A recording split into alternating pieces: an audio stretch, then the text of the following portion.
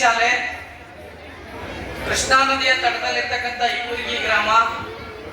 ಈ ಊರಿನಲ್ಲಿರ್ತಕ್ಕಂಥ ಎಲ್ಲ ಪಾಲಕರು, ಎಲ್ಲ ಮುದ್ದು ಮಕ್ಕಳು, ಎಲ್ಲ ಯುವಕರು ಬಹಳ ಶಕ್ತಿಶಾಲಿ ಇರ್ತಕ್ಕಂಥವ್ರು. ಜೋರಾಗಿ ಒಂದ್ಸಲ ಜಮಖಂಡಿ ಕೇಳಿಸ್ಬೇಕು. ಬಲೋ ಭಾರತ್ ಮಾತಾ ಕಿ, ಬಲೋ ಭಾರತ್ ಮಾತಾ ಕಿ.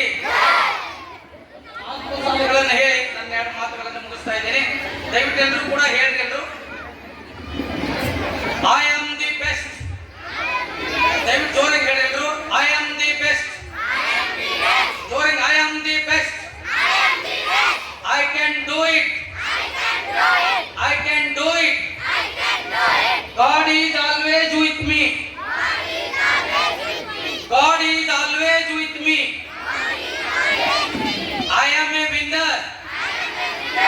I am a winner. Today is my day. ಈ ಅದ್ಭುತ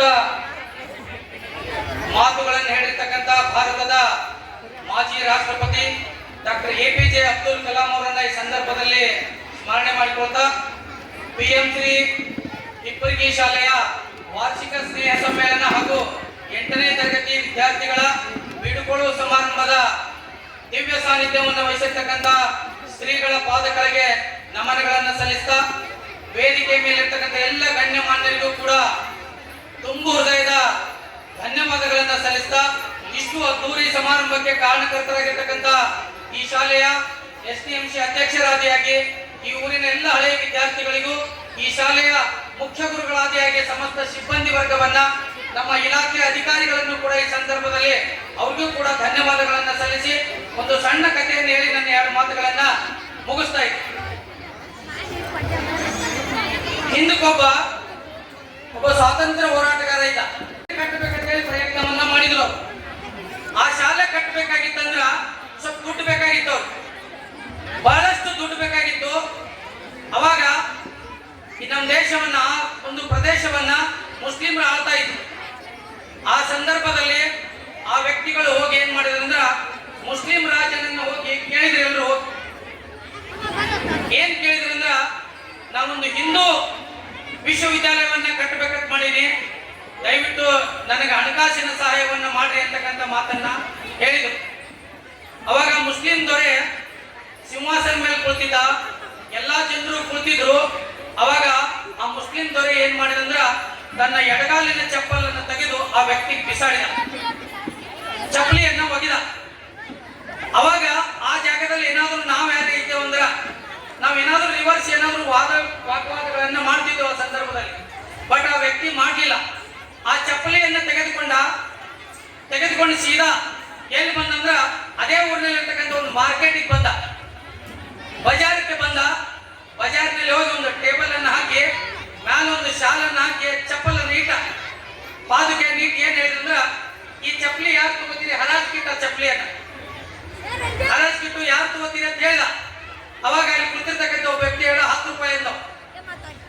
ಆ ಚಪ್ಪಲಿಯನ್ನ ತೆಗೆದುಕೊಂಡು ಹೋಗ್ತಕ್ಕಂಥದ್ದನ್ನ ಆ ಸಿಂಹಾಸನ ಇರ್ತಕ್ಕಂಥ ಒಬ್ಬ ವ್ಯಕ್ತಿ ನೋಡಿದ. ನೋಡಿ ಏನ್ ಮಾಡ್ತಾನೆ ಈ ಚಪ್ಪಲಿಯನ್ನ ಅವ್ನು ನೋಡ್ಕೋತ ಬಂದ. ಅವಾಗ ಹರಾಜ್ ಕಿಟ್ಟಾಗ 10 ರೂಪಾಯಿ ಅಂದ. ಈ ರಾಜನ್ ಚಪ್ಪಲ್ 10 ರೂಪಾಯಿ ಸೇಲ್ ಆಗತ್ತೆ ಅಂತ ನೋಡ್ತಾವ. ಅವಾಗ ರಾಜಾಗ ಸುದ್ದಿ ಮುಟ್ಟಿಸಿದ, ಅಲ್ರಿ ನಿಮ್ಮ ಒಬ್ಬ ರಾಜನ್ ಚಪ್ಪಲಿಯನ್ನ 10 ರೂಪಾಯಿ ತಗೋತಾರಲ್ರಿ, ಹೆಂಗ್ ಮಾಡೋದಿನ್ನ ಅಂದ. ರಾಜ ಒಂದು ಸಂದೇಶ ಕೊಟ್ಟ ವ್ಯಕ್ತಿಗೆ. ಏನಂದ್ರ ಯಾರು ಬೇಡ್ತಾರಲ್ಲ ಅವ್ರ 10 ಪಟ್ಟು ಬೆಲೆಯನ್ನು ನೀವು ಕೇಳಂದ. ಯಾರು ಹೆಚ್ಚು ಕೇಳ್ತಾರಲ್ಲ ಅವ್ರ 10 ಪಟ್ಟು ನೀವು ಕೇಳೋ ನಾವು ಕೊಡೋಣಂದ. ಅವಾಗ ಚಪ್ಪಲಿ ರೇಟ್ ಎಷ್ಟು ಹಾಕೋದು ಹೋತಂದ್ರ ಆ ವ್ಯಕ್ತಿಗೆ ಏನ್ ವಿಶ್ವವಿದ್ಯಾಲಯ ಕಟ್ಟಬೇಕಾಗಿತ್ತ ಅಷ್ಟು ದುಡ್ಡು ಆ ಸಂಗ್ರಹ ಆಗ್ತದೆ. ಆ ಚಪ್ಪಲಿಯಿಂದ ಅಷ್ಟು ದುಡ್ಡು ಸಂಗ್ರಹ ಆಗ್ತದೆ. ಸಂಗ್ರಹ ಆಗಿ ಆ ದುಡ್ಡನ್ನು ತೆಗೆದುಕೊಂಡು ಒಂದು ವಿಶ್ವವಿದ್ಯಾಲಯವನ್ನ ಕಟ್ಟಿದ. ಅದು ಹಿಂದೂ ಬನಾರಸ್ ವಿಶ್ವವಿದ್ಯಾಲಯ. ಅವ್ರ ಹೆಸರು ಯಾರಿಗಾದ್ರೂ ಗೊತ್ತಿದ್ದೀರಾ? ಪಂಡಿತ್ ಮದನ್ ಮೋಹನ್ ಮಾಳ್ವೆ. ಪಂಡಿತ್ ಮದನ್ ಮೋಹನ್ ಮಾಳ್ವೆ. ನಾವು ಯಾಕೆ ಈ ಘಟನೆಯನ್ನು ಹೇಳಿದೆವು ಅಂದ್ರೆ, ಅಥವಾ ಈ ಘಟನೆಯನ್ನು ಯಾಕೆ ಸ್ಮರಣೆ ಮಾಡ್ಕೋಬೇಕಂದ್ರ, ಇಷ್ಟು ಅದ್ಭುತವಾಗಿರ್ತಕ್ಕಂಥ ಒಂದು ಸರ್ಕಾರಿ ಶಾಲೆಯನ್ನ ನಿರ್ಮಾಣ ಮಾಡ್ಬೇಕಾಗಿತ್ತಂದ್ರೆ ಇದು ಇಂಧನ ಶಕ್ತಿ ಬಹಳ ದೊಡ್ಡದಿದೆ ಮತ್ತು ಬಹಳ ಶ್ರಮ ಇದೆ. ನಾವೆಲ್ಲರೂ ಎದಕ್ಕೆ ಕೂತಿದ್ದೇವೆ ಅಂದ್ರ, ಈಗ ಮಕ್ಕಳು ಒಂದು ಸೌಂಡ್ ಹಾಕ್ತಾರೋ, ಡ್ಯಾನ್ಸ್ ಮಾಡ್ತಾರೋ, ಅದನ್ನ ನೋಡೋಣ, ನಮ್ಮ ಮಕ್ಕಳನ್ನ ಫೋಟೋವನ್ನ ತೆಗೆಯೋಣ, ನಮ್ಮ ಮಕ್ಕಳ ಡ್ಯಾನ್ಸ್ ಮನೆಗೆ ಹೋಗೋಣ ಅಂತಕ್ಕಂಥ ಒಂದು ಮನಸ್ಥಿತಿ ಒಳಗೆ ನಾವೆಲ್ಲರೂ ಕೂತ್ಕೊಂಡಿದ್ದೆವು. ದಯವಿಟ್ಟು ಆ ಮನಸ್ಥಿತಿಯ ಜೊತೆಗೆ ಈ ಶಾಲೆಯನ್ನ ಕಟ್ಟಬೇಕಾಗಿತ್ತಂದ್ರ, ಅಥವಾ ಈ ಶಾಲೆ ಇಷ್ಟು ಸುಂದರ ಆಗ್ಬೇಕಾಗಿತ್ತಂದ್ರ ಹಿಂದಿರ್ತಕ್ಕಂಥ ಕೈಗಳಿಗೆ ನಾವೆಲ್ಲ ಕೂಡ ಜೋರಾಗಿ ಚಪ್ಪಾಳೆ ತಟ್ಟುವ ಮೂಲಕ ನಾವೆಲ್ಲರೂ ಕೂಡ ಅವರಿಗೆ ಅಭಿನಂದನೆಯನ್ನು ಸಲ್ಲಿಸೋಣ. ಜೊತೆಗೆ ಇಷ್ಟೆಲ್ಲ ಮಕ್ಕಳನ್ನ ನಾವು ಪ್ರಾರ್ಥನೆಯನ್ನ ಕೇಳಿದೆವು. ಎಲ್ಲರೂ ಕೂಡ ಸರ್ಕಾರಿ ಶಾಲೆ ಮಕ್ಕಳು ಶಾಲೆಗೆ ಬರೋದೇನೆ ದುಸ್ತರ ಇದೆ. ಅಂತದ್ರಲ್ಲಿ ಅದ್ಭುತವಾಗಿರ್ತಕ್ಕಂಥ ವಾದ್ಯಗಳ ಮೂಲಕ ಇವತ್ತು ಪ್ರಾರ್ಥನೆಯನ್ನ ನಿಮ್ಮೂರು ಮಕ್ಕಳು ಮಾಡಿಕೊಂಡಿದ್ದಾರೆ. ಅಂತ ಮಾರ್ಗದರ್ಶನವನ್ನು ಮಾಡಿರ್ತಕ್ಕಂಥ ಸಮಸ್ತ ಸಿಬ್ಬಂದಿ ವರ್ಗಕ್ಕೂ SDMC ಅವರಿಗೂ ಮತ್ತು ಈ ಒಂದು ಕರೆಗೆ ಹೋಗೊಟ್ಟು ಈ ಶಾಲೆಯನ್ನು ನೋಡಬೇಕು, ಈ ಶಾಲೆಯನ್ನು ಹರಿಸಬೇಕು ಅಂತ ಬಂದಿರ್ತಕ್ಕಂಥ ಎಲ್ಲ ಶ್ರೀಗಳಿಗೂ, ಜೊತೆಗೆ ಜಮಖಂಡಿ ತಾಲೂಕಿನಲ್ಲಿ ನನ್ನ ಒಂದು ಸಣ್ಣ ಕೆಲಸವನ್ನು ಗುರುತಿಸಿ ಸನ್ಮಾನವನ್ನು ಮಾಡಿರ್ತಕ್ಕಂಥ ಇಬ್ಬರಿಗೆ ಸಮಸ್ತ ಜನತೆಗೂ ಕೂಡ ಕೋಟಿ ಕೋಟಿ ಪ್ರಣಾಮಗಳನ್ನು ಸಲ್ಲಿಸಿ ನನ್ನ ಎರಡು ಮಾತುಗಳಿಗೆ ವಿರಾಮ ಹೇಳ್ತೀನಿ. ಧನ್ಯವಾದಗಳು.